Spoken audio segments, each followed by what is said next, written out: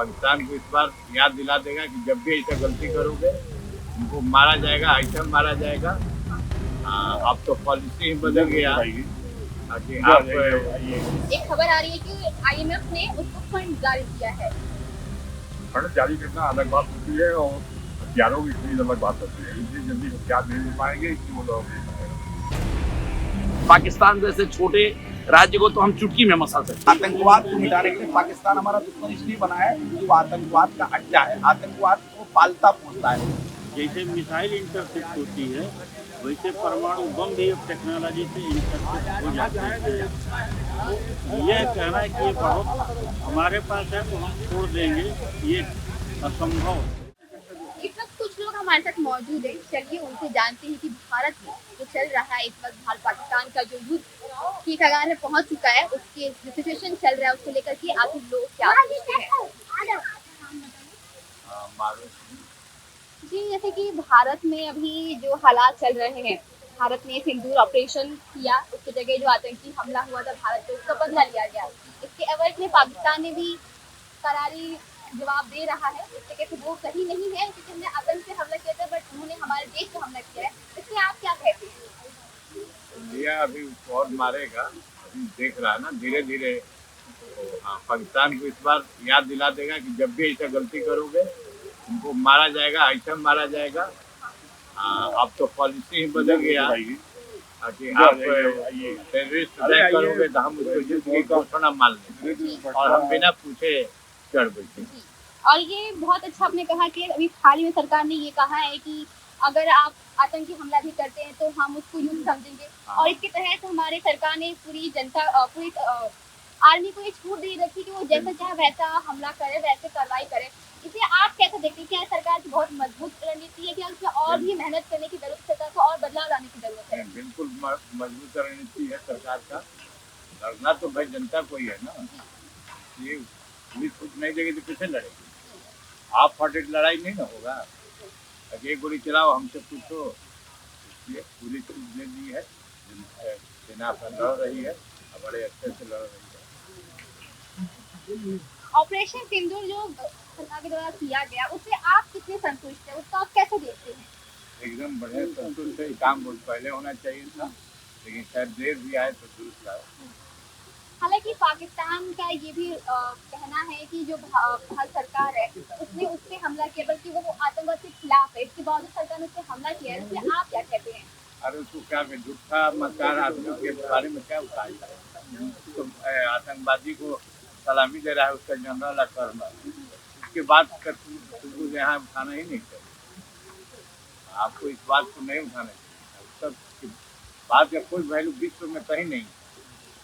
ऐसे में क्या हो गया कि पाकिस्तान की तरफ से एक सोशल मीडिया के प्लेटफॉर्म पे गलत खबरें फैलाई जा रही है, भारत सरकार को बदनाम किया जा रहा है, मीडिया को बदनाम किया जा रहा है। ऐसे में लोगों का क्या संदेश करना चाहिए कि वो कैसे इसको देखें और कैसे जो समझदार हैं समझते हैं कि फेक न्यूज़ तो ध्यान दें।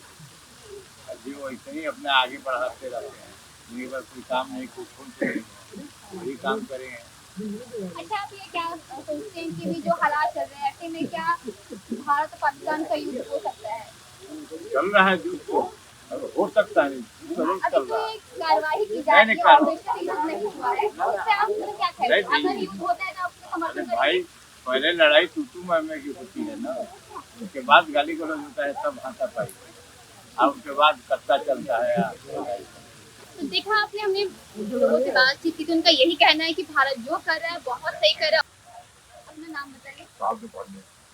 अच्छा, ये बताइए कि ये जो भारत पाकिस्तान में जो तनाव चल रहा है, इसको पाकिस्तान जो पहले से आर्थिक संकट से जूझ रहा है और ये सारे जो युद्ध अभी हो रहे हैं, जो अभी खर्चे वो कर रहा है, इसको वो कितने हद तक झेल पाए? क्या वो झेल पाएगा इसको? नहीं झेल पाएगा। 2-4 दिन झेल पाएगा, उसके बाद फिर अभी एक खबर आ रही है कि आईएमएफ ने उसको फंड जारी किया है। फंड जारी करना अलग बात होती है और हथियारों की खरीद अलग बात होती है। इतनी जल्दी हथियार नहीं मिल पाएंगे, इसलिए वो लोग नहीं पाएगा। सर, आपका नाम? मेरा नाम डॉक्टर संतोष तिवारी है, बनारस से। आप क्या करते हैं? मैं आयुर्वेद में लोगों को प्रमोशन करता हूँ, लोगों को सलाह देता हूँ कैसे लोग स्वस्थ रहें, कैसे बीमार न हो, कैसे बेरोजगारी से हम बच सकें, उस पर हम काम करते हैं। जैसे कि अभी तनावपूर्ण स्थिति है, इसको देखते हुए ऐसी अटकलें लगाई जा रही है कि अगर युद्ध होता है तो पाकिस्तान भारत पर परमाणु हमला कर सकता है, क्योंकि दोनों ही देशों के पास परमाणु का हथियार है अपने पास। तो ऐसे में क्या भारत इससे लड़ पाएगा? कितना सक्षम है भारत इससे लड़ने के लिए? भारत 100% सक्षम है उससे लड़ने के लिए। उससे बड़े बड़े हथियार, उससे बड़ी बड़ी मिसाइलें हमारे साइंटिस्टों ने, हमारी सेना ने पहले से ही तैयार के रखा है। क्योंकि वो बच्चा है, बार बार गलती कर रहा है। आज 25-30 सालों से चाहे वो अटैक जो है वहाँ हमारे संसद भवन पे हो, चाहे हमारे बड़े बड़े शहरों में और मंदिरों में हो, बार बार अटैक करके वो बार बार अपनी बचकानी बुद्धि दिखा रहा है। लेकिन इस बार हमारी सरकार उसका मुंह तोड़ जवाब इसलिए देगी कि दोबारा आने वाली कई पीढ़ियों तक इस तरह का कार्य करने के लिए 100 बार सोचेगा वो।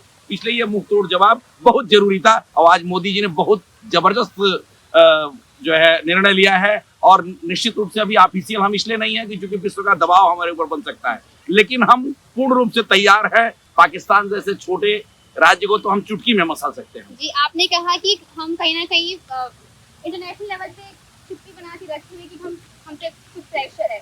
ऐसे में देखा जा रहा है कि जो अमेरिका है चाहे और भी जो देश है, एक तरफ तो भारत को समर्थन दे रहे हैं, दूसरी तरफ पाकिस्तान को भी समर्थन दे रहे हैं, छुपी तौर पर ही सही। जैसे IMF ने उनको दिया, पैसा दिया, तो इस पर क्या कहते हैं? देखिए, फंड देना और शस्त्र देना दोनों में अंतर है। फंड इसलिए दिया जा रहा है कि हम आम जनमानस, मानवीकरण को बचाने के लिए, गरीबी से, भुखमरी से बचने के लिए हम आम जनता के दुश्मन नहीं है। हम दुश्मन उन आतंकियों के हैं जिनकी सोच खराब है। उन आतंकवाद को मिटाने के लिए पाकिस्तान हमारा दुश्मन इसलिए बना है कि वो आतंकवाद का अड्डा है, आतंकवाद को पालता पोसता है। हम आतंकवाद को खत्म कर दें, उसके विचारों को खत्म कर दें। हम आम जनमानस के खिलाफ नहीं है। यह विश्व को हम संदेश देना चाहते हैं। हम बुद्ध के देश के हैं, युद्ध के देश के नहीं। हम हमेशा शांति और अमन चाहते हैं। बार बार हमारे प्रधानमंत्री जी ने बातचीत करके समझौते का प्रयास किया है, लेकिन अगर बार बार इस तरह का होगा तो निश्चित रूप से भारत तो हर तरीके से तैयार है। लेकिन अभी भी हम उसको माफ कर रहे हैं कि उसके आतंकी ठिकानों पर ही हमले कर रहे हैं, या उसके जो जहां उसको पाला पोसा जा रहा है, उसका प्रशिक्षण दिया रहा है, उन जगह ही हम अटैक कर रहे हैं। हमारा ये नहीं कि हम कराची और इस्लामाबाद पे अटैक कर रहे हैं, लेकिन यदि उसका दिमाग नहीं सुधरा तो हमें अंत में यह निर्णय लेने के लिए मजबूर होना पड़ेगा। आपने बिल्कुल सही कहा कि भारत पहले हमला नहीं करता है। भारत एक शांति प्रिय देश है और वक्त आने पर अगर जवाब देने की जरूरत पड़ती है तो वो जवाब ही देगा। आपका नाम? सर, जैसे कि अभी भारत में जो हालात चल रहे हैं, कहीं ना कहीं युद्ध के हालात बनते हुए नजर आ रहे हैं। ऐसे में आप क्या सोचते हैं, अगर युद्ध होता है तो भारत को क्या कदम उठाने चाहिए और ताकि इंटरनेशनल लेवल पर वो अपनी स्थिति मजबूत बना सके? परमाणु बम कोई पटाखा नहीं है जिसको तैयार करके, परमाणु बम एक प्रक्रिया होती है। दोनों चीजें क्रिटिकल मास को इग्नाइट किया जाता है, तब उसको डायरेक्ट किया जाता है। उसकी टेक्निक जो है, जो डेवलप हुई थी 1945-46 में, जब जापान पे ये बम गिरा था, तब से अब तक ये बहुत उन्नत हुआ है। फिर भी इसका टारगेटेड अटैक होना बहुत ज़रूरी है। जो जैसे मिसाइल इंटरसेप्ट होती है, वैसे परमाणु बम भी अब टेक्नोलॉजी से इंटरसेप्ट हो जाते हैं। यह कहना है कि ये बहुत हमारे पास है तो हम छोड़ देंगे, ये असंभव है। हमारे पास भी है जो छोड़ देंगे। हमारे प्रधानमंत्री ने कहा कि हमें दिवाली के लिए सुरक्षा नहीं है। आज भारत सरकार ने अभी जो बयान दिया है कि आतंकवाद को एक्ट ऑफ वार माना जाएगा। एक्ट ऑफ वार में अब तो कभी भी आतंकवादी हमला कहीं पे भी होगा तो सरकार उसको युद्ध के रूप में लेगी, और इसके लिए भारत के 140 करोड़ जनता हमेशा तैयार, 62 में भी तैयार थी, 65 में भी तैयार थी, 71 में भी थी, 1991 के कारगिल वार में भी। इसका एक और मायना निकाला जा रहा है कि जो आतंकवादी हमला हुआ, इसका कहीं ना कहीं ये इसका मोटिव था कि भारत में कम्युनल राइट्स को बढ़ाया जाए, लोगों का आपस में तोड़ा जाए। इससे आप क्या कहते हैं? कम्युनल राइट तोड़ना तो उद्देश्य था, लेकिन फिर भी अगर जनता का सरकार के ऊपर विश्वास है तो वो विश्वास इतनी जल्दी कुछ आतंकवादियों के करने पे नहीं टूट सकता। वो इस भारत की जनता को तहे दिल से धन्यवाद दीजिए आप लोग, और प्रचार भी करिए कि इसी तरह की सांप्रदायिक सौहार्द की भावनाएं जो है भारतवर्ष में बनी रहें। कहीं ना कहीं सबसे बात करके इतना समझ में आता है कि भारत एक है, चाहे वो हिंदू हो या मुसलमान, सब एक साथ है। और बात जब देश की आती है तो पूरी जनता एक साथ खड़ी है भारत सरकार के साथ। खबरों के लिए बने रहिए जर्नलिस्ट कैफे के साथ। मेरा नाम है मोनिशा।